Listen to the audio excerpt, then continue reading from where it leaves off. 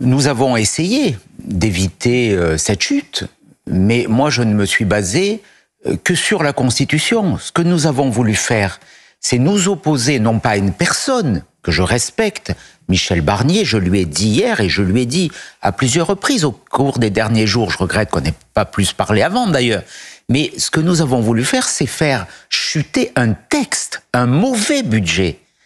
C'est ce qui m'a animé, et uniquement cela. Un budget que j'ai qualifié de socialiste, pourquoi ?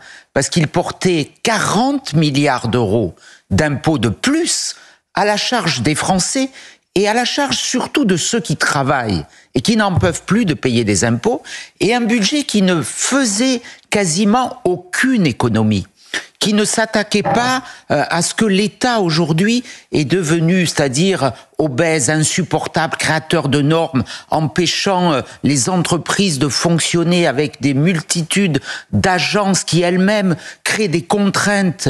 Tout cela, Michel Barnier n'a pas voulu ou n'a pas pu, je lui donne ce crédit, n'a pas pu s'y attaquer. Donc nous avons dit, et nous avons alerté, tout était sur la table depuis des semaines, nous avons dit, si ce budget reste dans l'État, nous ne le voterons pas, on ne nous a pas cru, on a porté des amendements, ils n'ont pas été reçus. Donc malheureusement, on a tiré les conséquences de cette situation. Vous dites que ce n'est pas contre un homme, mais contre un budget et finalement une politique. On sait, Éric Ciotti, que vous avez eu de nombreux contacts jusqu'au dernier moment. Certains ont essayé de vous faire basculer. Qu'est-ce que vous avez ressenti ? J'insiste quand même, vous venez d'un parti de gouvernement.